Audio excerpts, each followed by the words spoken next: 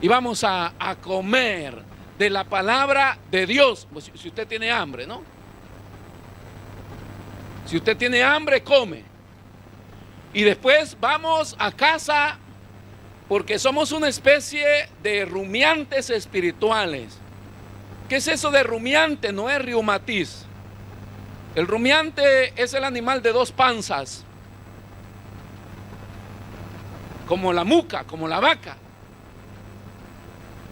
que come hierba, pero luego se va a reposar debajo de un árbol y saca el bolo alimenticio de una panza y continúa a triturarlo. Las vacas no tienen dientes arriba, solo abajo. Entonces ellas tragan y luego lo sacan el bolo y lo mastican. Esto de masticar se le llama rumiar. Están triturando el alimento para pasarlo al otro estómago, donde va a ser toda la digestión, donde va a haber la separación de todos los líquidos alimenticios, para que esa muca se ponga bien gorda y vaya a terminar en una grilla asadita, con tortillita, con papitas y yuquitas. Gloria a Dios, para abrirle el apetito nada más. Pero no podemos ser cristianos que venimos a la iglesia, escuchamos los sermones del pastor y nos vamos, tiramos la Biblia a un costado. A ver, ¿cuántos tienen tiempo para estudiar la Biblia en días de semana? ¿Sí? Sacan su Biblia en un escritorio. Hermanas de alabanza, tienen su devocional con su escritorio. Sí, me ven un poco así de... ¿ah? ¿Cómo dijo, hermano? Usted no tiene escritorio. Vamos a regalar uno. En su cuarto, en la mesa, pero saca la Biblia, saca, hermano, todos los libros para comprobar, saca el bosquejo del pastor y dice, voy a ver en qué caso al pastor en mentiras acá. Porque la iglesia no crece por el mensaje del pastor. La iglesia crece, hermano, por ir a su casa y reflexionar en esa palabra que fue predicada. Entonces por eso es que queremos comer de la palabra de Dios para que Él nos lleve. Si no, comenzamos nosotros a tomar posiciones o conjeturas o a declarar cosas que la Biblia no dice. Por eso el tema de esta mañana es pueblo de sacerdotes. ¿Quién es el sacerdote en la casa?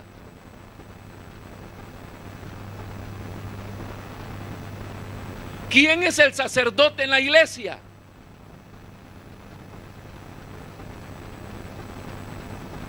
Yo los veo dudosos, hermano.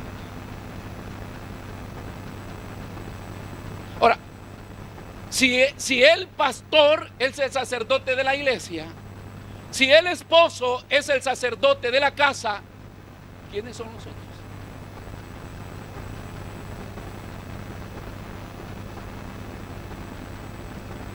Yo he escuchado comentarios estos días y veo que se está moviendo eso del sacerdocio y se lo están atribuyendo algunas funciones que tienen los hombres y se lo quieren atribuir solo al hombre, pero nosotros somos un pueblo de sacerdotes. El esposo no es el sacerdote de la casa. En la casa hay una esposa que es sacerdotisa y los hijos también son sacerdotes. O sea, toda la familia, si son cristianos, son sacerdotes. Y en la iglesia el sacerdote no es el pastor, porque no fuera cura yo.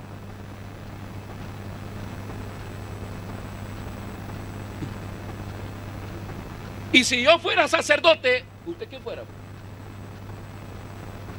Ahora, Dios siempre quiso tener un pueblo de sacerdotes. Recuérdense que la Biblia, el Antiguo Testamento, donde se habla mucho del sacerdocio, es la sombra de lo que iba a pasar hoy con la iglesia. Es lo que Dios está implantando en un pueblo, en una nación que es Israel, creada y formada por Él, para que la vieran las naciones. ¿Por qué?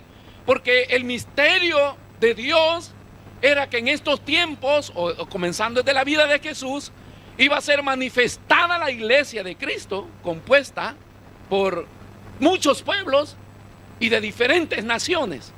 Pero Israel era la nación donde Dios se manifestó con este tipo de prácticas rituales para que el mundo viera lo que iba a suceder. Entonces todo lo que Israel hacía, hermano, era un símbolo o era una sombra de lo que Cristo iba a hacer o de lo que la iglesia iba a hacer en este tiempo. Entonces, ¿somos todos sacerdotes? Todavía no me queda claro. ¿Somos todos sacerdotes? Somos todos sacerdotes. Ahora, ¿somos todos levitas? No.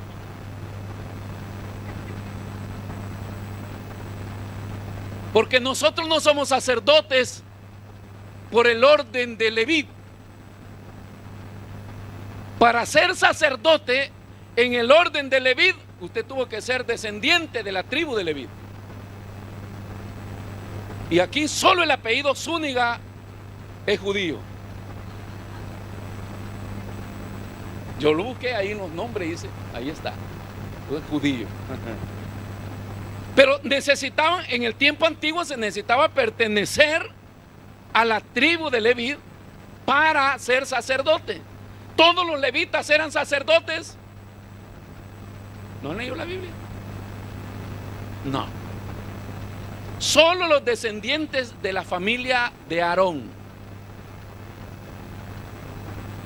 La tribu de Leví era una tribu santa que colaboraba.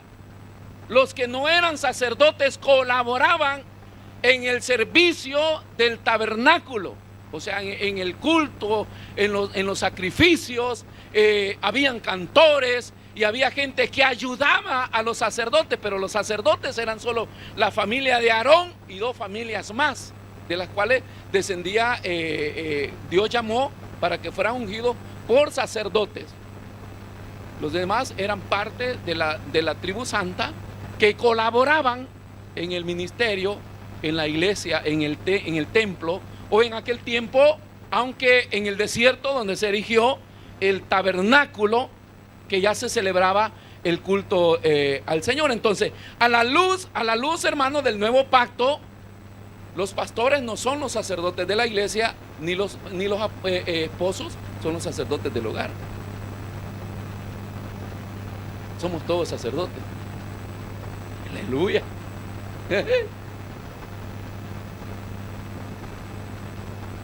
Dígale el esposo a la esposa, yo soy sacerdote. Y la esposa diga, yo también. La traducción del sacerdocio significa ministro. Entonces Dios desde el antiguo tiempo quiso tener un pueblo de sacerdotes. No era que Dios quería una tribu, Él quería un pueblo. Porque esta tribu de Leví lo que está haciendo es simbolizando lo que Dios quería hacer con la iglesia. Todos iban a ser sacerdotes. Ahora, si usted no cree, vea lo que dice Pedro. Vamos a Pedro. Primera de Pedro 2:9. Para que vea. Mas vosotros sois, dice Pedro, enseñando a la iglesia, linaje escogido, real sacerdocio. ¿Por qué real sacerdocio? Porque el sacerdocio nuestro, por eso es que no somos levitas. Usted va a escuchar a nivel del mundo que hay grupos que adoran en los templos y le llaman los levitas. Nosotros no somos levitas. ¿Por qué le voy a decir levita a usted? Al menos que sea pariente del cantante que es levita. ¿Cómo se llama? No se haga la incondicional. Ahora dice, mas vosotros sois linaje escogido, real sacerdocio, nación santa, pueblo adquirido por Dios. Lo mismo que le está diciendo a Israel. Vosotros seréis mi especial tesoro. Dice, seréis mi pueblo de sacerdote, pero de gente santa. Ahora la iglesia, a Pedro también le declara a la iglesia, le dice, real sacerdocio, nación santa, pueblo adquirido por Dios, para que anunciéis las virtudes de aquel que os llamó de las tinieblas a la luz admirable. Vosotros sois, pero no somos levitas. ¿Y por qué dice real sacerdocio? Porque el sacerdocio del antiguo no era real, era sombra. Dice que se turnaban. El real sacerdocio lo cumple Cristo. Por eso es que dice que Cristo, dice que entró como sumo sacerdote y se sentó. Porque ya no hay necesidad de que otro turno de sacerdotes entren para seguir quemando los sacrificios. No, ¿por qué? Porque Él es el sumo sacerdote que entró una sola vez para limpiar los pecados de la humanidad. Pero el sacerdocio de Jesús no es levita, porque Jesús no es descendiente de la tribu de Leví. Jesús es descendiente de la tribu de Judá. No es levita. Por eso es que cuando aparece Jesús, no viene aceptado en su pueblo, porque ¿cómo él podía decir que era sacerdote si no pertenecía a la tribu de Leví? Aunque el único que pertenecía a la tribu de Leví era José. Zacarías también, el padre de Juan el Bautista, eran descendientes, pero Jesús no. Ahora dice que Jesús, dice la Biblia, que Jesús es el sumo sacerdote por el orden de Melquisedec. Melquisedec era un sumo sacerdote que existió antes de Abraham y antes de Israel, antes de la tribu levita de sacerdote. Por eso es superior, por eso es mayor. Y dice real sacerdocio, nación santa, pueblo adquirido por Dios, para que anunciéis las virtudes de aquel que nos llamó de las tinieblas a la luz admirable. Entonces nosotros no somos levitas, ¿verdad? Pero somos sacerdotes por el orden de Jesús, que era un orden de Melquisedec. Melquisedec no se conoce de dónde viene ni dónde terminó. Por eso es que él es un tipo de Cristo. Recuérdese que el lenguaje figurado de la Biblia nos habla de símbolos y nos habla de tipo. Los símbolos es para mostrar algo y desaparece, pero el tipo es lo que va a ser. Y entonces cuando habla de Jesús, en el Antiguo Testamento aparecen varios tipos de Jesús, como por ejemplo Isaac, que viene pedido por Dios a Abraham, el padre, para que Isaac fuera sacrificado. Entonces, desde ese momento, en ese acto profético, Isaac es tipo de Cristo, porque él era el cordero del sacrificio, y Abraham viene como tipo de Dios, que ofrece su hijo en sacrificio. Eso es lo que muestra esa historia de Abraham con Isaac. Entonces, por eso es que todos los rituales en el Antiguo Testamento lo que están mostrando es lo que Dios iba a hacer con la iglesia o con su pueblo, o el cumplimiento de lo que Dios esperaba desde el inicio, tener un pueblo de sacerdotes. Somos todos sacerdotes, hermano. Aunque usted no se ponga una camisa eclesiástica, aunque usted no se ponga un pectoral y se ponga todas las vestiduras de un sacerdote, usted es sacerdote. Somos un pueblo de sacerdotes. ¿Por qué? Porque el sacerdote es un ministro y fue llamado para ministrar. Amén. Entonces, vea qué más nos dice acá. Según la luz, ¿verdad?, del nuevo pacto, de lo que es la Biblia en el cual nosotros vivimos, la iglesia de Cristo. Vea lo que nos dice 2 de Corintios 3, 6, 17. Somos sacerdotes. La traducción del sacerdote es ministro.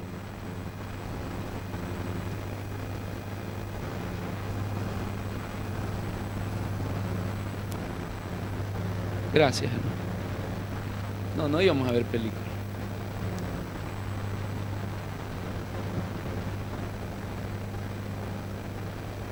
Segunda de Corintios 3, 2, 13. ¿Qué le dije? 3:6, ¿verdad? 3:6, perdón. Dice, el cual asimismo nos hizo, ¿qué nos hizo? Ministros competentes de un nuevo pacto. De un nuevo pacto. No de la letra, sino del espíritu. Porque la letra mata, mas el espíritu vivifica. Dice que Él nos hizo ministros de un nuevo pacto. Ahora, este versículo se usa mucho porque hay congregaciones y hay mentalidades en los cristianos que el pastor sigue haciendo la función de sacerdote. Creen que la función de los sacerdotes antiguos, hoy la figura es el pastor.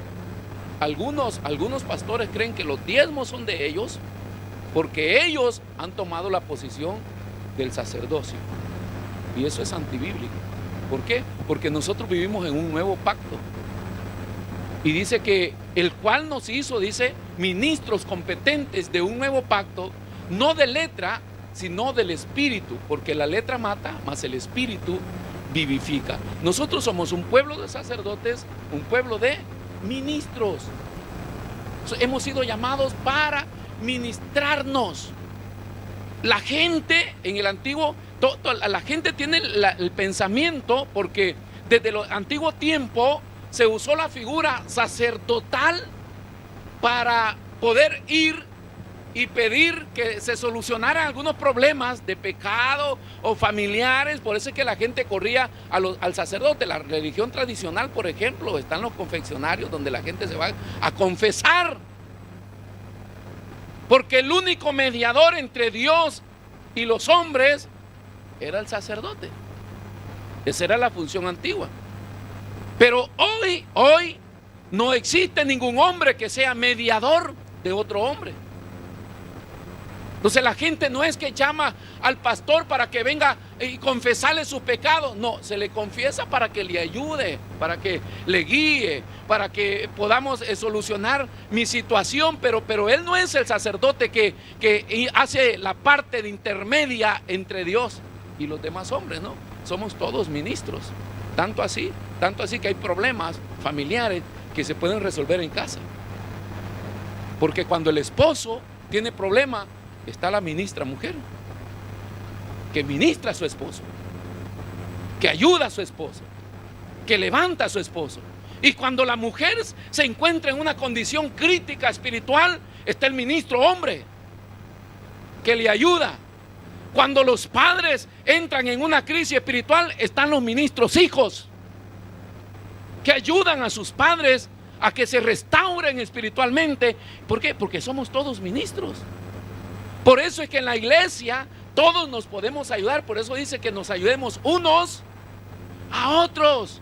¿Por qué? Porque todos somos ministros, claro. Como seres humanos, como personas, nos debilitamos, nos cansamos, estamos propensos a ser tocados por el enemigo, a desviarnos, a equivocarnos, a pecar. Pero como hay otros ministros alrededor, entonces nos ayudamos unos a otros.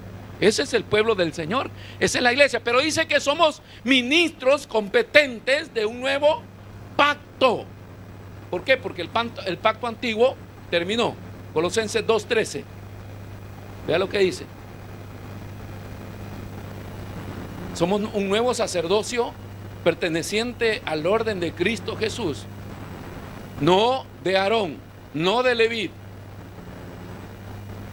Entonces el ritual antiguo, que ya lo vamos a ver, todo lo que se hacía allá, hoy se repite, pero de una manera muy diferente. Dice, y a vosotros, estando muertos en pecados y en la incircuncisión de vuestra carne, os dio vida juntamente con él, perdonando, dice, todos los pecados, digamos,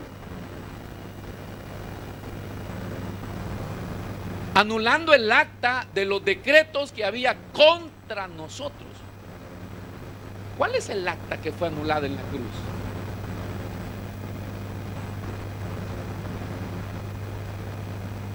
La ley. La ley. Es el acta que fue anulada en la cruz. Hermano, la ley me descubría. Si yo mentía, ¿quién me descubría? La ley. La ley es la que decía que los mentirosos había que darles. Entonces, ese decreto a mí me hacía culpable de un castigo. Si caí en adulterio, la ley te descubría, porque es la ley. Pablo dice que por la ley él se descubre que es pecador. Es la ley la que descubre al hombre pecador. Por eso es que la ley está vigente hoy solo para diagnosticar la enfermedad de los cristianos. La ley es como un médico, el cual nos confronta con la conciencia y nos dice culpable, culpable. Y esa culpa tenía una condena que había que ir a buscar. ¿Qué te toca? Dice, bueno, si es adúltero, que muera irremisiblemente apedreado por el pueblo. Muchos pecados del pueblo de Israel eran de muerte, tenían que morir inmediatamente. Esos decretos, eso lo decretaba la ley, pero dice que Cristo clavó en la cruz esos decretos que nos acusaban, no para que nosotros los sigamos practicando y somos libres de condenación, no, abrió un periodo de gracia. Ese periodo de gracia es en el nuevo pacto en el que nosotros vivimos, el pacto de la gracia de Cristo. Pero la ley sigue vigente, descubriendo la falta transgresiva del hombre. Cada vez que yo peco, la ley me descubre. Lo único que hay una medicina en este periodo de la gracia, que es la sangre de Cristo. Hasta que Cristo venga, la sangre de Cristo es la medicina del hombre. Si el hombre peca, no es una invitación a que el hombre viva pecando, porque aquel que practica el pecado, el tal no conoce a Dios. O sea, el hombre puede equivocarse una vez, hermano, puede ser arrastrado por el enemigo y puede equivocarse, todos nos equivocamos, pero cuando el hombre se le corrige y lo practica y lo vuelve a hacer y lo vuelve a hacer, dice que el tal no conoce, nunca conoció a Dios. Entonces ya no es ni aceptado el perdón. ¿Por qué? Porque lo está practicando. Es algo que ya no lo puede controlar. Entonces dice que Cristo anula el acta de los decretos que había contra nosotros, que nos eran contrarias, quitando de en medio, dice, y clavándolo en la cruz. Por eso es que, bueno, hoy existe la iglesia israelita, le llaman, porque están aquí en América Latina. Está en Sudamérica, Centroamérica, Norteamérica. Los que todavía andan enseñando que hay que practicar todo el ritual judío para ser aceptado por Dios. Y eso quedó anulado con el sacrificio de Cristo en la cruz del Calvario. Nosotros vivimos en un nuevo pacto. Somos ministros no del sacerdocio antiguo, somos ministros del pacto nuevo, del sacerdocio nuevo de Cristo Jesús. Amén. Por eso es que dice que Él anuló. Hebreos capítulo 7, versículo 12.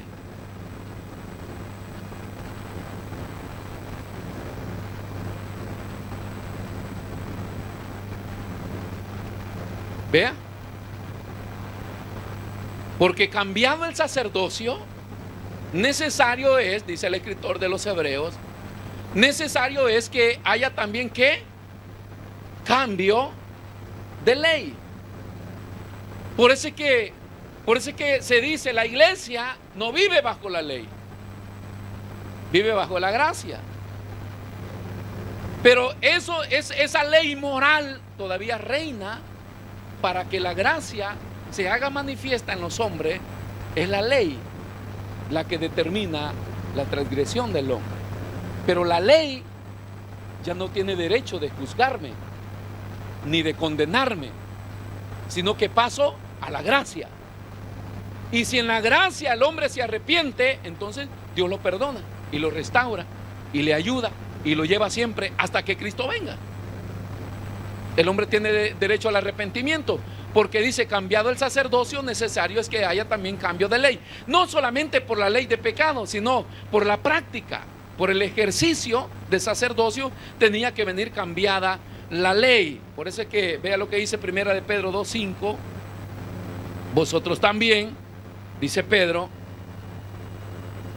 como piedra viva, se edificados como casa espiritual y sacerdocio santo, para ofrecer sacrificios espirituales aceptables a Dios por medio de Jesucristo. Vosotros también como piedras vivas, sed edificados como casa espiritual. Entonces acá viene algo muy importante, hermano, que entramos en la función de lo que era el sacerdocio antiguo, la ley antigua que reinaba sobre este sacerdocio.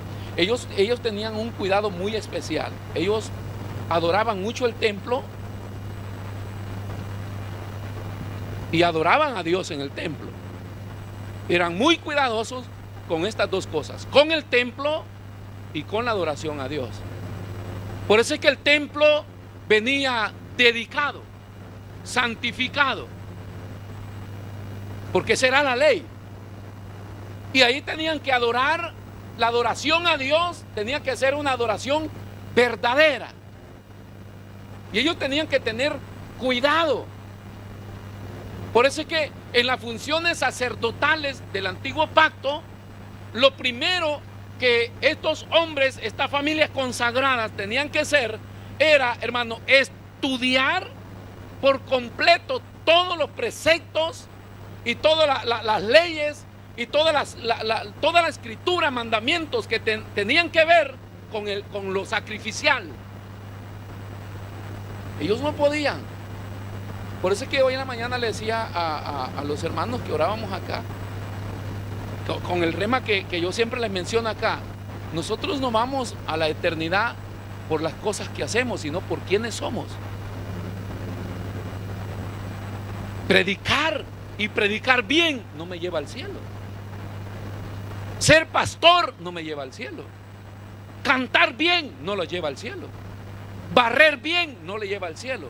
Lo que Dios está calificando, quién usted es o quiénes somos nosotros delante de Dios. ¿Por qué? Porque si no tengo una identidad con Cristo como sacerdote, como ministro, que no soy solo yo sacerdote y ministro, usted también como hijo de Dios, como perteneciente al pueblo de Dios, si yo no tengo una identidad a través de mi relación con Cristo, muchas de las cosas que yo hago no son aceptadas.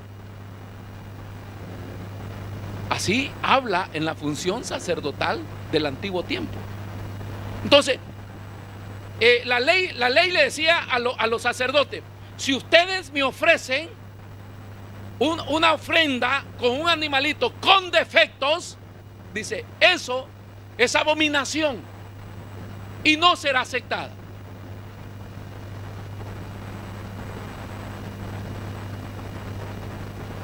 Nosotros creemos que con diezmar yo estoy cumpliendo. Si tu condición espiritual no agrada a Dios, tus diezmos no cuentan.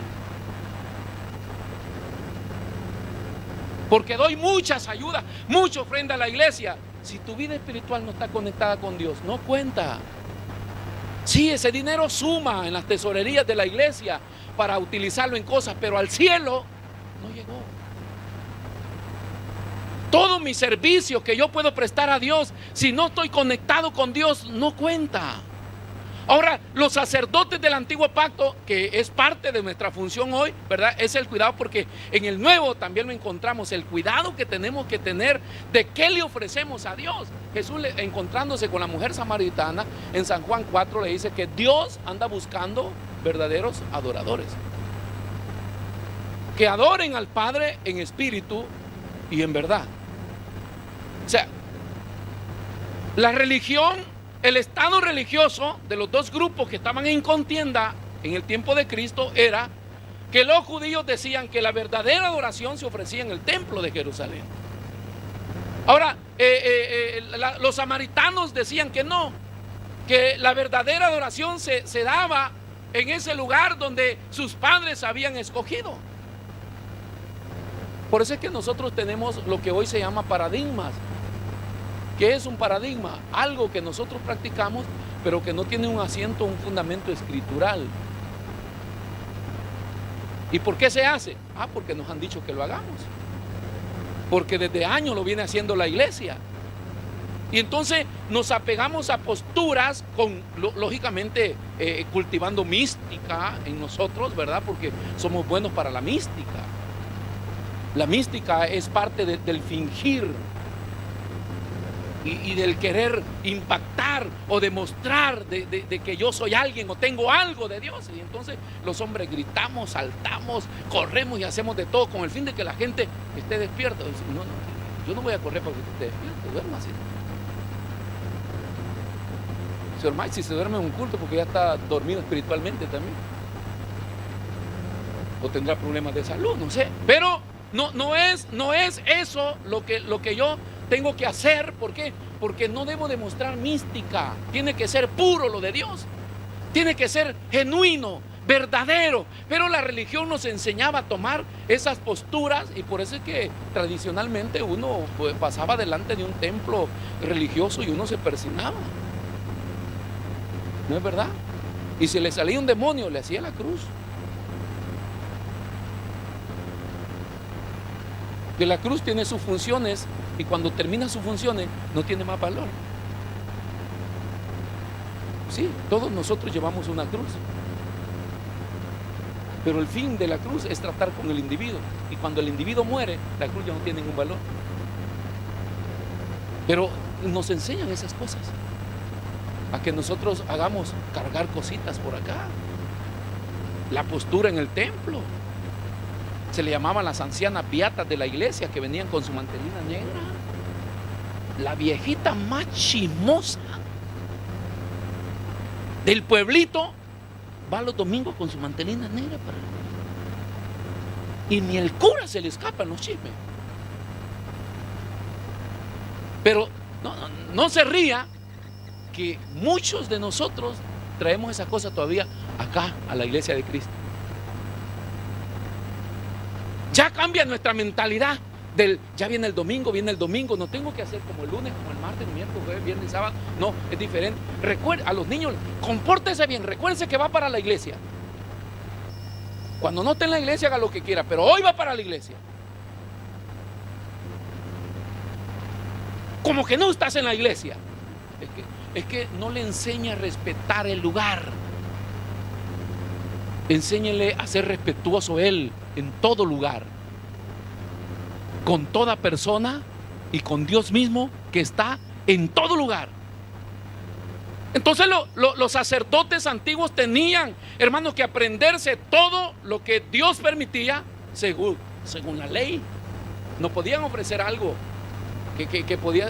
Hoy hacemos un montón de, los hombres le llaman, los ministros de hoy, ¿verdad? Le llaman nuevas estrategias. A mí me han dicho que a los jóvenes se conquistan con un concierto de rap y rock y reggaetón. El día que las líderes de jóvenes vengan proponiendo algo así, no solamente se van de liderazgo, se van de la iglesia. Porque esas son las estrategias de hacer algo para atraer. Pero este evangelio no tiene el fin de atraer. Este evangelio tiene un poder de conquistar.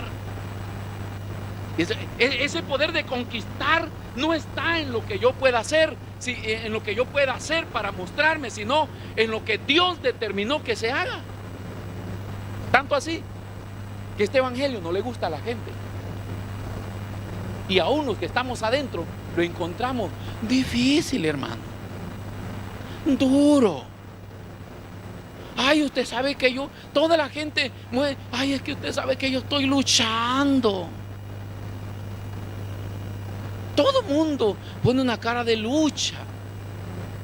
Sí, y hermano, ¿y por qué falló? Ay, usted sabe que uno es débil. No es cuestión de eso. Si el evangelio te atrapa, no hay debilidad. Te enamoras de Dios, cambias y decides seguir una vida agradando al Señor, y no te importa nada más. Pero eso lo tuvo que hacer alguien que te transmitió y te predicó el evangelio verdadero, que transforma a la gente, que lo aceptaste aunque no te gustaba. Porque este evangelio no lo acepté yo, me aceptó Él. Es la gran diferencia, que la religión la puedo aceptar yo, pero este evangelio no lo puedo aceptar yo. Es Él el que determina si me acepto o no. Y entonces Él comienza, por eso es que el nuevo nacimiento, Dios comienza a trabajar en el corazón del hombre hasta que lo trae acá. Cuando el hombre viene para adelante llorando y que se entrega al Señor, no es una valentía de Él, viene atrapado. Lo atrapó el Espíritu. Por eso es que ahí terminamos todos los delincuentes, malvados, malos, perversos. Terminamos ahí que queríamos irnos, escaparnos, pero no porque nos atrapó. Por eso es que Dios dice: yo los amé primero, no ustedes a mí.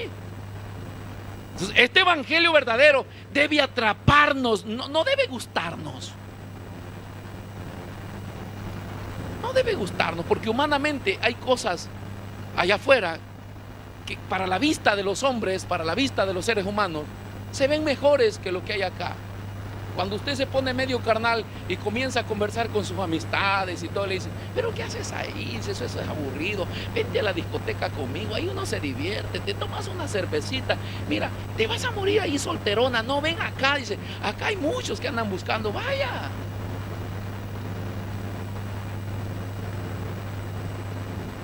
Y la gente comienza a escuchar y dice: es verdad, voy a probar. ¿Por qué? Porque no te había atrapado el evangelio. Simple y sencillamente te habían mostrado algo que te dijeron que iba a funcionar. Por eso es que el mensaje siempre fue: venga Cristo, Él le sana, Él le ayuda, Él le da plata. Eso no es verdad. Tus problemas se van a ir. No, vienen más. Si a usted le dijeron que venga el evangelio y sus problemas se van, se van a multiplicar. Porque uno acá la única diferencia es que ya no sufre, porque ya no está solo, porque ya tiene alguien que lleva sus cargas, ya tiene alguien en quien confiar, y se comienza a manifestar en la vida del hombre una paz, una felicidad, como que si no tuviera preocupaciones. Mire cómo estamos acá tranquilos. Y algunos de ustedes tienen deudas a pagar. Y tienen diagnóstico de los médicos ahí que están luchando con enfermedades. Pero acá está diciendo: gloria a Dios, gloria a Dios. ¿Por qué? Porque le atrapó el evangelio y está confiando en el Señor. Amén. Entonces se necesitaba, hermano, que estos hombres, ¿verdad?, pudieran examinar. Eso es lo que nosotros tenemos que hacer siempre. Dice: nosotros debemos ser diligentes para investigar. No solamente nos demos por enterados de que somos un pueblo santo, una nación de sacerdotes, sino que nos demos, hermano, a la investigación, porque no podemos vivir disfrutando solo de la salvación y las bendiciones que Dios nos ha dado como sacerdote, o del privilegio santo. Hoy usted va a salir de acá con la mentalidad que usted es sacerdote.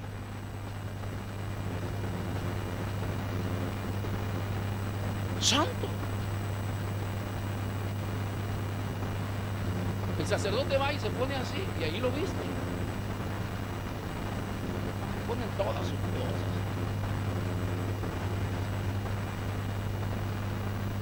Que la paz de Cristo sea con ustedes. Amén.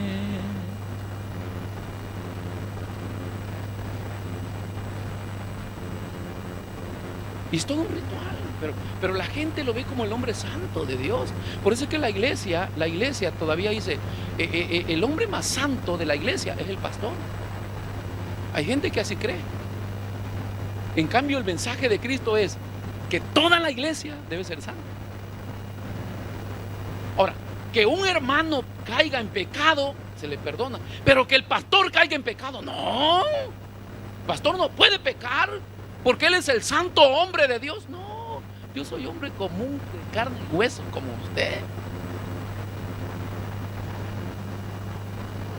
Y si a usted le gusta algo de mundo, a mí también. Nada más que me tiene atrapado el evangelio. Pero si la Biblia habla de los grandes hombres de la Biblia, del Antiguo Testamento, y dice que eran hombres con pasiones como las nuestras, pero habían decidido servirle al Señor. Y cuando ellos proclamaban a Dios, Dios se manifestaba. E hicieron grandes cosas. Entonces esa es la iglesia del Señor, pero todos somos santos. No ponga al líder en un pedestal, no ponga al esposo de la casa en un pedestal. Es que él es el sacerdote, él es el que tiene que hacer todo. Es que él, no. Por eso es que hoy vamos entendiendo, si él no se levanta, ella se levanta. Y si los padres no se levantan los hijos.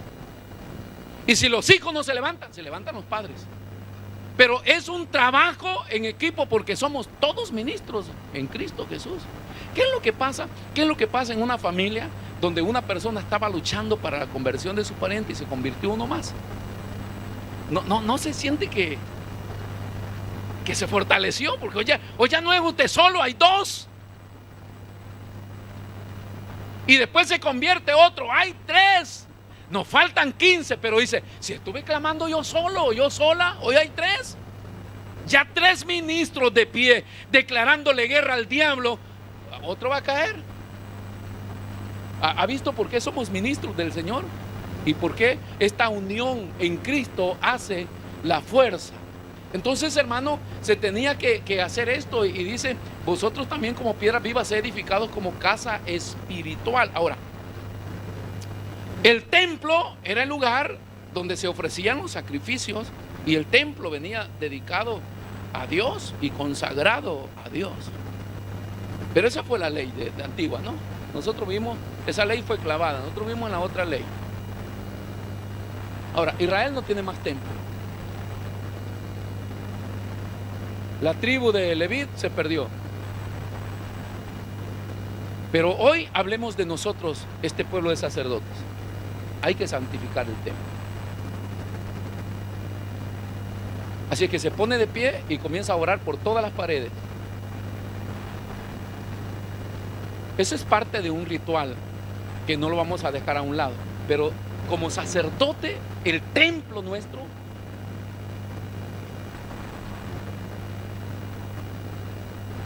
¿de qué sirve que esta casa haya sido consagrada para ofrecerle culto a Dios cuando mi templo no está santo? Eso es religión. Entonces yo voy ahí porque los hermanitos son santos, porque ahí me dicen, no, esto no es una cosa que el pastor sea santo, que el líder sea santo, que la suegra sea santa. Este es un llamado a que yo sea santo. Dígale que tiene la parte, hablan. No, mi esposa es santa, tú debes ser santo. Mis hijos son santos, no, todo el hogar debe ser santo. Pero el templo donde se le ofrece la adoración, porque hoy yo, sacerdote, he sido llamado a ofrecerle adoración verdadera a Dios. Entonces yo le ofrezco mi adoración a Dios, pero mi templo debe ser santo. Entonces ya no es la santificación del templo material, sino mi templo espiritual, porque es donde mora Dios. Entonces yo debo ser santo. Después hay un respeto, una reverencia por todas las cosas que son de Dios, se consagran a Dios, están de uso a Dios. Por eso es que no las debe tocar cualquier inmundo tampoco. Pero lo principal es que yo como persona, como sacerdote, debo estar santo para ofrecerle todo lo que yo le ofrezco a Dios es ofrenda. Sea dinero, sea cantar, sea predicar, sea barrer, sea cocinar, sea predicar, evangelizar. Todo lo que yo hago es mi servicio, mi ofrenda a Dios. Pero esa ofrenda, para que sea aceptada, tuvo que ser sacrificada en un templo santo. ¿O ignoráis, dijo Pablo, que vosotros sois el templo del Espíritu Santo? Entonces el sacerdocio antiguo, lo primero que tenía es que al templo, bueno, hermanos, para los que no saben, nadie entraba al templo,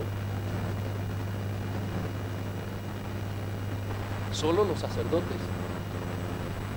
y el sumo sacerdote, que entraba una vez al año. Los judíos, los hebreos, tenían acceso a los corredores del templo, pero nadie entraba al templo. porque llegaban hacían las colas con sus ofrendas que llevaban de los animalitos, y ahí los recibían los sacerdotes, porque los únicos que tenían acceso al templo eran los sacerdotes. Eco. Por eso es que dice que Cristo, como sumo sacerdote, entró. Y cuando Él murió, porque ese es el tipo de que Cristo entró, el velo del templo se abrió en dos. Porque había un velo que dividía el lugar santo y el lugar santísimo, donde los sacerdotes ministraban en el lugar santo, pero al lugar santísimo entraba solo el sumo sacerdote una vez al año. Sumo sacerdote era uno solo. Sacerdotes había muchos, pero sumo era uno. Y solo él podía entrar.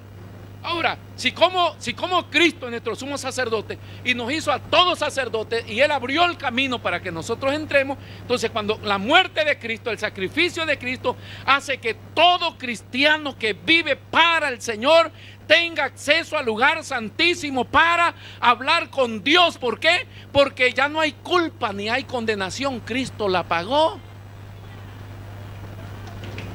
Él murió para que nosotros entrásemos.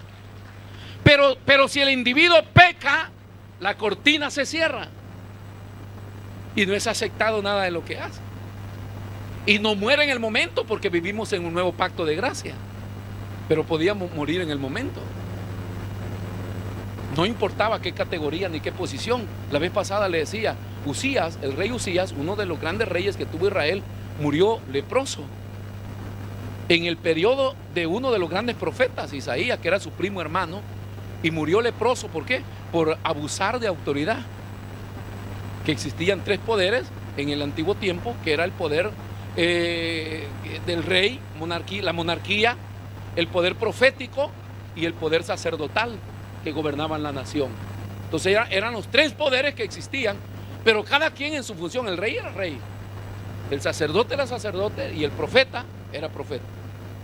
Pero un día dice que Usías se hizo altamente poderoso, porque Dios lo hizo poderoso. Y entonces dice que decidió entrar al templo a ofrecer el incienso, que era el oficio de los sacerdotes, pero él, como sé, yo soy el rey. Y los sacerdotes fueron detrás y le dijeron, Usías, no entres, eso no es competencia tuya. Y él, molesto, agarró el incensario y se lo tiró y su mano se le volvió leprosa.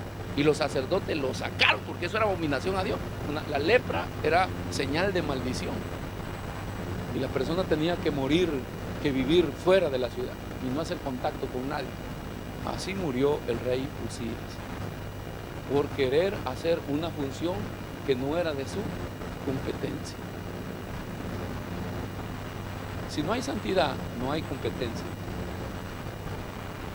No se puede ejercer función. Pero pastor, se ejerce, sí, pero no es aceptada por Dios. Y viene el juicio. Viene el juicio cuando Dios declarará la obra de cada uno, si es buena o es mala. Ahorita nosotros nos podemos juzgar. Ay, qué hermana es, ay, qué hermano ese, ay, yo no sé si es salva, no sé, usted puede decir lo que diga. Quien va a declarar eso es Dios. Él está tomando nota de todas nuestras acciones. Y aquel que se consideraba que era buenito, buenazo para nada, porque Dios lo va a apartar a su izquierda y va a decir, tú no me servías para nada. Por tu egoísmo, por tu envidia, por tu rencor, por tu amargura, por todas esas cosas. Por eso es que no es la apariencia lo que nosotros pretendamos, sino Dios está juzgando nuestras acciones. ¿Sí? Yo puedo tratar la manera de hacer cosas malas y quedar bien con ustedes y que ustedes me den el ok, pero eso no tiene ningún valor, porque quien califica mis acciones es Dios. Y el hecho de que ustedes lo acepten no quiere decir que Dios lo acepte. Quien se equivoca, se equivoca. Por eso es que Dios dijo, ni el Padre dará cuenta del Hijo, ni el Hijo dará cuenta del Padre. Porque alma que pecare, esa morirá. De una responsabilidad, hermanos. Por eso dice que sé edificados como casa espiritual y sacerdocio santo para Dios. Darnos por enterado, hermano, de cuál es esta función dentro de lo que es el sacerdocio es importante. Ellos estudiaban todas las reglas. Por eso es que el libro del Levítico, que es el libro de la ley, también se le llama el manual del sacerdocio. Imagínense que si usted, ¿cuántos han leído Levítico? Eso es aburrido, ¿no? Eso no les gusta. A ellos les gusta las historias, y a otros más espirituales les gusta lo profético. Por eso cada vez que se paran acá dice: el Señor me habló, dice Ezequías, que si no te conviertes te va a hacer 3 pedazos. Hay gente que se mete en esas conjeturas ahí. Pero hay libros, hermanos, que no nos inspiran deseo ni motivación. Levítico. Y estas serán las leyes para las ofrendas de paz. Vuelta la hoja. Estas son las leyes para las ofrendas de sacrificio. ¿Sí? ¿Le ha pasado eso? Estas son las leyes para acá. Hasta que llegamos a Números. Dice, una vistazo, de Deuteronomio. Josué. Los jueces. Y nos impactan esas historias. Levíticos, era el libro del sacerdocio. ¿Por qué? Porque ahí están escritas las reglas del ejercicio de la función. Y ellos tenían, hermano, que estudiarla minuciosamente, porque hay del sacerdote que cerraron ojo. Venía del refugio, me paró la policía.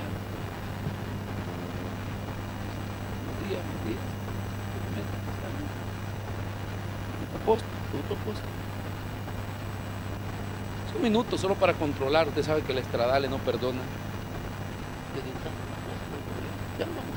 Y traía prisa, tenía 10 minutos para llegar acá y estaba como a 50 kilómetros. Esto, policía, me dice. Al rato pasa y me dice: señor, pues esta máquina, un fermo administrativo. ¿Sí? Sí. Adesso el mio colega prepara tutto. Okay. Ahí está, hermano, hay que ir a ver el fermo administrativo. Fui corriendo a verlo, ¿verdad? ¿Por qué no vienen las multas acá? Porque el furgón no se le cambió la residencia. La residencia está todavía en Chernusco.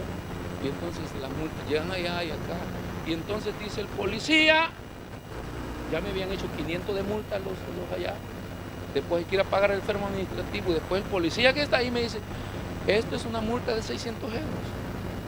Todo aquel, cuando usted se cambia de residencia y tiene un vehículo, tiene que ir al comune para que le cambien la residencia al vehículo. Pero me dijo el policía: yo chiudo un occhio. Yo le dije: yo los dos. Le dijo: yo no he visto niente. Meta la parte con este libreto. Yo lo escondí rápido. Porque había otro que estaba necio. Esto que hay que hacer, esto que le toca. Y yo no lo he visto. Le dije una de estas semanas, hablando de lo que Jesús dijo: da al César lo que es del César y a Dios lo que es de Dios. Entonces, ¿qué es lo que pasa? Que en dar al César, que es nuestra responsabilidad de pagar contributos y todas estas cosas, los hombres podemos evadir el fisco. Como acá, él cierra un ojo, yo cierro los dos, no pasa nada. Pero Dios no va a cerrar un ojo. Díganle al pastor que ahí le mando mis diezmos. No puedo congregarme, pero ahí van mis diezmos. Y el pastor cierra un ojo. Ok, recíbanse. Pero Dios, porque a Dios le interesa más tu vida, tu alma, que tu diezmo. Tu santidad, tu relación, más que tus ofrendas. Por eso, hermano, que la permisividad en las iglesias nos hace que las cosas funcionen. Necesito una persona para que sirva. Se anda con 2 mujeres, pero sí, para barrer no hay problema, hay que ponerlo ahí. Yo cierro un ojo. Pero Dios, ¿Acaso no sabe que son funciones dentro de lo que ministran sus santos sacerdotes? La santidad no es algo para ciertas cosas, es un estilo de vida. Por eso es que no nos llamó, no nos puso otro nombre, nos enseñó en la historia de Israel todo lo que se cuidaba y practicaba un sacerdote. Como diciéndonos, ustedes serán sacerdotes, ustedes serán... Ese era, porque Dios lo que declaró en Israel es que todo el pueblo iba a ser una nación santa de sacerdotes. Ahora, cuando Él levanta la iglesia, todo el pueblo son sacerdotes. ¿Cómo debemos de vivir? Como vivieron ellos, como practicaron ellos. Eso no se anuló. Lo que se ha cambiado es el ritual de las cosas, pero los principios fundamentales Dios no cambia. Ya le dije que Dios no cambia en principio ni en carácter, porque Él no es hombre para cambiar. Entonces, eso se sigue practicando. Entonces, ellos tenían que aprenderse todo el libro levítico.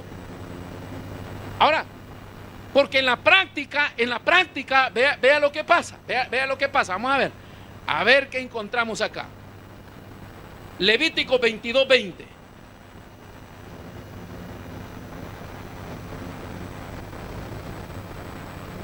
Uno de estos días le dije, si usted va a hacer algo y no está escrito en la Biblia, no lo haga. Pero es que le escuché al predicador famoso aquel. ¿Qué le importa a usted la fama de él?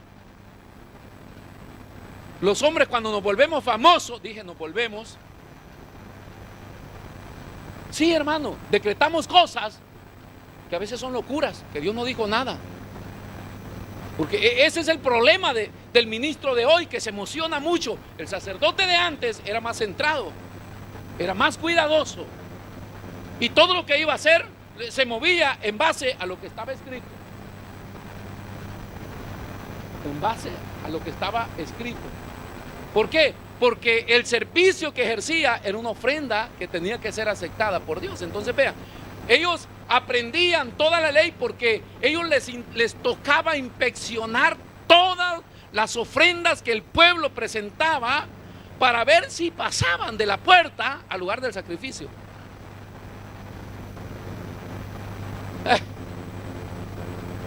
Había que expulgar gallinas, hermano,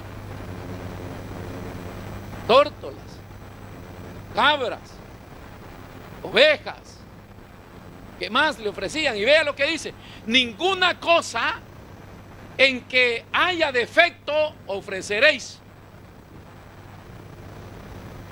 Ninguna cosa en la que haya defecto. El ser humano siempre ha usado la furbicia, sea cristiano o no sea cristiano. Y no, hermano, con sinceridad se lo digo. Oye, mire, esto es lo mejor que tengo. ¿Usted cree que el sacerdote decía, te creo, hermano, tú eres sincero? No. Se tomaba un tiempo, había un equipo de sacerdotes a inspeccionar la cabra. ¿Por qué?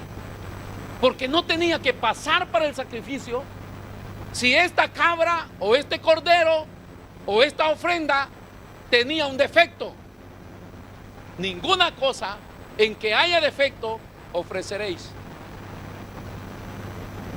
Mire, hoy en los templos, en las iglesias, hermano, se acepta dinero, se acepta ofrenda, venga de quien venga.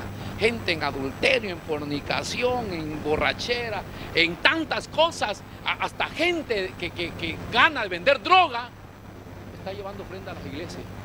Que el Señor reprenda al diablo. ¿Por qué? Porque los sacerdotes deberíamos ser responsables de ese cuidado. Ninguna cosa que haya defecto ofreceré, porque no será excepto por vosotros. Sigamos, 21. ¿Cuáles son los defectos? Así mismo, cuando alguno ofreciere sacrificio en ofrenda de paz a Jehová para cumplir un voto o como ofrenda voluntaria, sea de vacas, de ovejas, para que sea aceptado, será sin 22. ¿Ciego? Entonces usted iba a aparecer ahí con su ovejita, pero no ve nada. No ve nada. Ciego, ¿no? Aparte que la ceguera no siempre es que tenga un ojo ciego. ¿Sí? Yo cuando estaba pequeño creía que las personas usaban lentes porque eran como vanidosos, ¿eh? Y eran intelectuales. Y hoy me doy cuenta que los uso porque no veo. Y es para verlo mejor.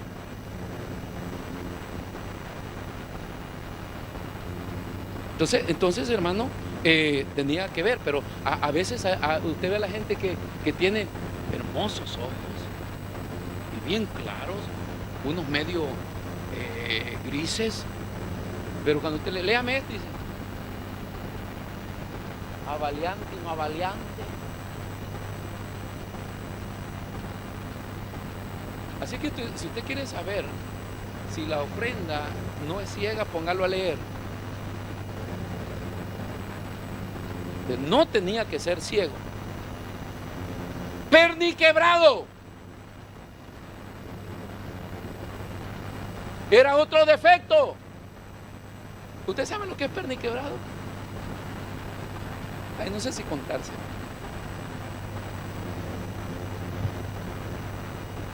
Hace poco publicaron un video de unas ovejas con un pastor. Y hay una oveja del grupo que se regresa y viene contra el pastor y lo agarra, y el pastor le pega y la oveja y se regresa y nosotros nos reíamos, creo que con mi esposa, y me dice, creo que tenemos algunas cuantas de estas, ¿no? Búsquenlo, porque nosotros tenemos que la idea que la ovejita, hay más de 10 cualidades en una oveja. Y dentro de esas 10 cualidades hay una oveja que las practica las 10. Es bandida. Se escapa. Se adelanta. Se atrasa. Se escapa y se pierde. El pastor va a traerla y viene de nuevo. Se va ahí, se va y ya no va sola, va con otras ovejas. No le estoy hablando de nosotros la persona, le estoy hablando de la oveja animal. Y se va con otras ovejas. Y el pastor va y la trae. Se va a los pastos ajenos y come, se sale. Entonces, esta oveja que practica todas estas cualidades, el pastor la va a traer por última vez. Y tiene que tomar una decisión dolorosa porque la pone sobre la mesa, le extiende la pierna y con un palo le da un golpe seco en la pierna. ¡Pah! Y le quiebra la pierna.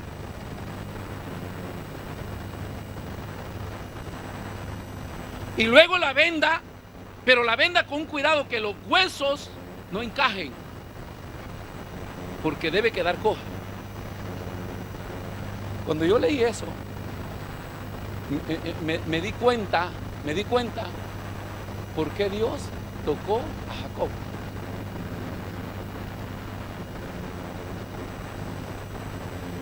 Y por qué Dios dice en Ezequiel que Él va a curar la perniquebrada. La perniquebrada no se la quebró otro, se la quebró Dios. Por eso dice el mismo hace la herida y él mismo la vende. Pero no hay otra solución para que esa oveja deje todas sus bandidades que tiene. Y desde ese entonces la oveja anda arrastrando la patita. Y hoy ya nadie le sigue porque ya es cojo. Yo tengo algunos acá de quebrarle las patas.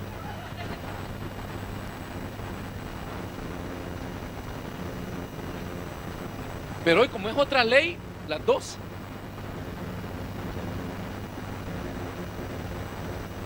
Ahora, este es otro mensaje, pero ya me metí. Ahora,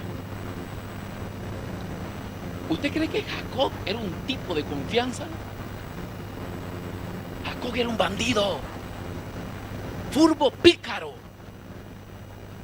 Era mátalas callando. O sea, la gente que es silenciosa, tenga cuidado. De eso, dicen, de las aguas mansas me libre Dios. Y el tipo no salía, pasaba en casa, pero pasaba craneando cómo robarle la bendición a su propio hermano. Desde el vientre de su madre, él ya había salido luchando porque él quería ser el primero. Y salió tomado del cañal de su hermano Esaú. Y creció, hermano, y el otro vivía su vida tranquila. Esaú no tenía ningún problema, él tranquilo, pero este otro se la pasaba buscando la oportunidad. Hay oportunidades que las da Dios, pero hay otras que las hacemos nosotros.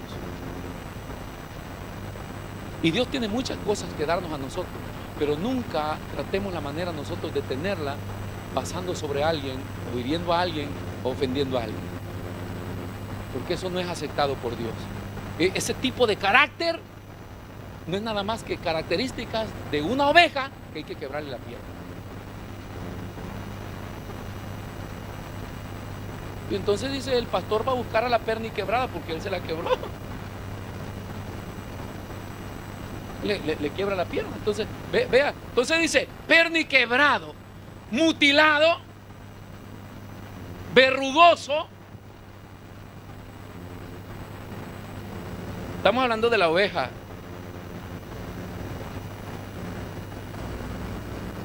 La oveja antigua, que era tipo de la oveja de hoy. ¿Usted cree que hay perni quebrado? Sí, sí. Hoy no soy yo el que tengo que agarrar un palo y darle en la pierna.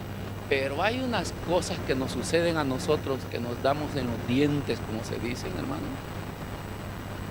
Ay, no sé por qué Dios lo permitió. Por rebelde, por ir donde Dios no te manda, por hacer lo que Dios no te ha dicho.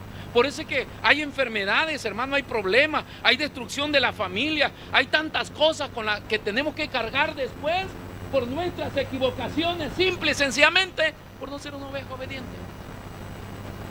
Por eso nos toca ir llorando. Hoy le llamamos, ay, yo llevo mi cruz, mire. Pero fue todo un descuido nuestro donde Dios dijo, te tiro en la mesa, te doy con un leño y te quiebro la pierna. Hasta que no aprendemos y salimos cojeando, ahí salió Jacob cojeando y ahí de arrastrada, y hasta ahí ya Jacob cambió. Claro, ya con la pata quebrada, ¿para qué? Usted se le corría a mi mamá cuando le quería castigar, agarraba un leño, te quiebro las patas, decía mi mamá. Mi mamá nunca fue a la escuela, pasó por ahí, pero nunca. Te quiebro las patas con este leño. Y mire, si el machete tenía en la mano, le tiraba. Para que no te vuelvas a correr de tu nana.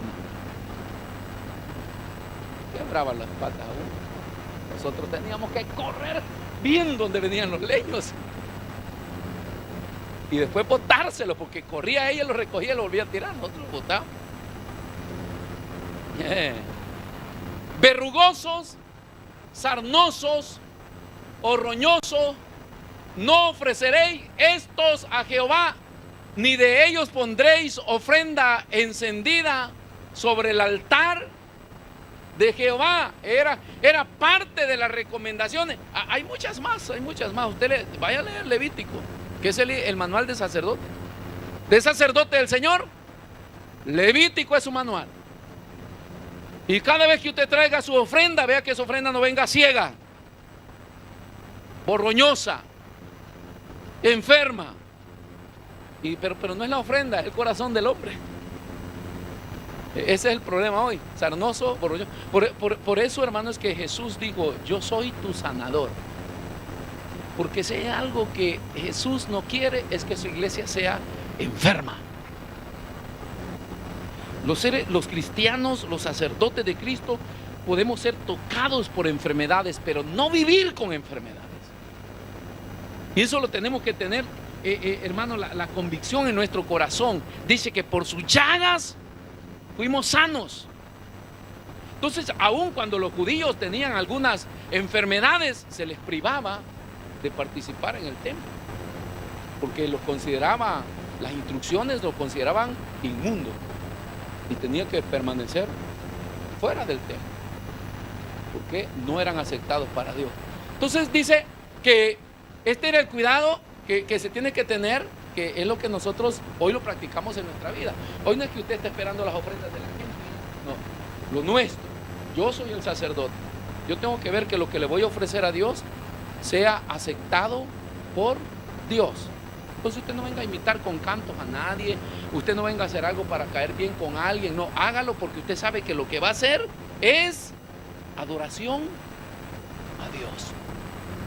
Y nuestro Dios es un Dios verdadero, un Dios digno, hermano, de que le ofrezcamos lo mejor. Por eso es que nos dejó la función de sacerdote. Vamos a ir terminando, porque ya el tiempo se va. Vea. Le decía a los hombres la vez pasada, bueno, aparte de eso eran músicos también los sacerdotes, de la tribu de Leví, eran los músicos del templo. Le decía la vez pasada a los hombres que como sacerdotes tenemos 3 responsabilidades de las cuales tenemos que dar cuenta a Dios. Este llamado de sacerdocio, pero hoy quiero enfocarme en 2. Este llamado de sacerdocio nos da la responsabilidad, hermano, de ser embajadores. Somos embajadores de Cristo. ¿Cuántos son sacerdotes? Ya hay menos. Todos somos sacerdotes. Ahora, este sacerdocio no es para que usted se ponga elegante de hoy en adelante, ya usted comience a hacer ceremonial y a caminar con más pudor y más estima. Entérese de las responsabilidades. Un sacerdote es embajador. ¿De quién? De Cristo. ¿Y qué hace un embajador? Establecer relaciones internacionales fuera de su nación. La Biblia dice que la iglesia, nosotros tenemos el ministerio de la reconciliación. ¿Sí? O un sacerdote que no representa a su país en su embajada no es un buen embajador. Por eso que usted va a la embajada de Perú y ahí es un territorio peruano. Ahí tienen un cuadro de Machu Picchu, tienen los trajes típicos de allá, y si es posible, ahí en la calle están las vendedoras que le venden papa, le venden guatita, le venden... Usted va a la embajada de El Salvador y ahí están, ¿verdad?, los cantaritos, los pajaritos, los lugares, y abajo están los que venden pupusas, tamales. Porque se identifican. Usted no va a encontrar un ecuatoriano vendiendo pupusas ahí en la embajada salvadoreña. Lo votamos, hermano. O va a la embajada ecuatoriana y va a encontrar ahí un salvadoreño vendiendo pupusas, bótelo. ¿Qué hace acá? Acá se vende guatita y caldo de bola. Porque cada uno representa su nación. Y hace alianza. Bueno, el embajador hace alianza, está en las reuniones con las convocatorias que hace el presidente de la nación donde él está, y cualquier proyecto de trabajo que va a involucrar a su país, y está haciendo conexiones con otros. Para eso fue ahí, y para atender a la gente que pertenece a su país. Que me da rabia cuando voy a esa embajada salvadoreña. La función que deberían de hacer es lo que menos hacen. Y por si ven el video, que escuchen. Sí, hermano, sí, no lo hacen, que es atender a su gente. Ahora, todo el mundo, toda criatura es creación de Dios. Todo. Sea africano, sea europeo, sea americano, sea de allá, de Asia, o de las otras Antillas, con donde sea, hermano, es criatura de Dios. Y toda la humanidad tiene una sola embajada: Cristo. Y nosotros somos, como sacerdotes, tenemos la responsabilidad de representar a Dios y de atender a nuestra gente. O sea, toda alma viviente es creación de Dios y es nuestra gente. Pertenece al reino de Dios. Por eso es que somos embajadores, por eso es que se habla del evangelismo, por eso se habla de transmitir esta verdad al Señor. Se hacen actividades en conjunto con la iglesia o en mi actividad personal como cristiano. Tenemos responsabilidad, hermano, en el tren, en el bus, en su trabajo, donde quiera que va por la calle, de usted atender al que está ahí sin Cristo. Porque somos llamados a reconciliar al hombre con Dios. Él es tu Padre. Él te ama, Él te puede ayudar para salir de ahí, Él te puede atender, Él va a perdonar tus pecados. No hay otro Dios, no importa que hayan otras embajadas que los representa otro Dios, no. Hay un solo representante de los seres humanos en la tierra, Cristo Jesús. Y la iglesia de Cristo es la embajada. Y nosotros somos embajadores. Y somos llamados a predicar ese evangelio. Pero cuando hablo de predicar ese evangelio, no solamente hablo de hablar, sino de ser. De ser. ¿Cómo se viste su embajador, hermano? ¿Lo ha visto usted? ¿Una mujer? Sí. ¿Se viste elegante? ¿No?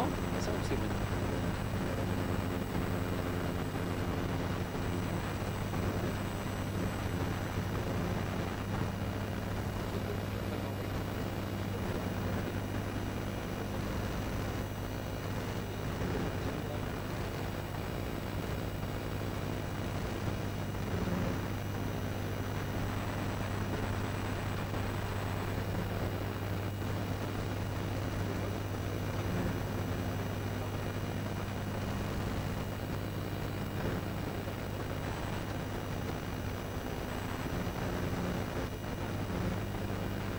La Europa nos enseña que para ser político se estudia. Lo estudian desde el colegio, lo llevan hasta la universidad y salen ellos graduados en política. No es que a la loca me agarran a mí, este es bonito, pongámoslo de presidente. Si no sabes de amor como la vaca porque nunca la besó el toro, ¿qué va a hacer usted ahí?